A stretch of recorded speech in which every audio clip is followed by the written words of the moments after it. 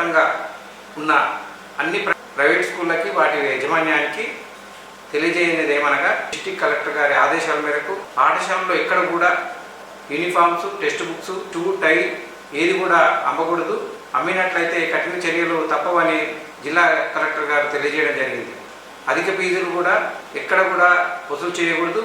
అలాంటిది మా దృష్టికి వచ్చినట్లయితే కఠిన చర్యలు తప్పవు. స్టేషనరీ కానీ, ఈ టెక్స్ట్ బుక్స్ కానీ, యూనిఫామ్స్ కానీ, షూ, టై, బెల్ట్స్ ఎక్కడైనా అమ్మినట్లయితే మా దృష్టికి వచ్చినట్లయితే ఖచ్చితంగా సూర్యాపేట డిస్ట్రిక్ట్ కలెక్టర్ గారు కఠినమైన చర్యలు తీసుకుంటారని తెలియజేస్తా ఉన్నాను. అదేవిధంగా తల్లిదండ్రులకు, విద్యార్థులకు కూడా తెలియజేయలేదు ఏమనగా ఎక్కడైతే ప్రైవేటు యాజమాన్యం వారు కొనండి అని మీ దృష్టికి తీసుకొస్తే అది మా దృష్టి కూడా తీసుకురండి.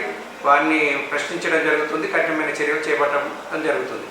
అదేవిధంగా ప్రైవేటు పాఠశాలలో ధీటుగా ప్రభుత్వ పాఠశాలలో క్వాలిటీ టీచర్స్ ఉన్నారు. మరి అదే అమ్మ ఆదర్శ పాఠశాల కింద అన్ని ఫెసిలిటీస్ కల్పించడం జరుగుతుంది. డిజిటల్ టీవీలు, గ్రీన్ చాక్ బోర్డ్స్, అదేవిధంగా వాటరు, టాయిలెట్స్ అన్నీ కూడా మరమ్మతులు చేయడం జరిగింది. చాలా బాగా ప్రభుత్వ పాఠశాలలు చక్కగా చదువు చెప్పడం జరుగుతుంది.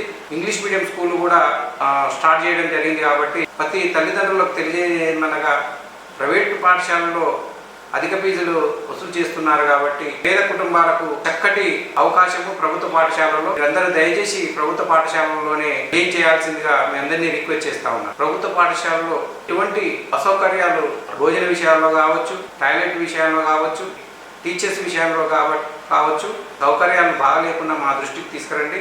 మేము చర్యలు తీసుకుంటాం.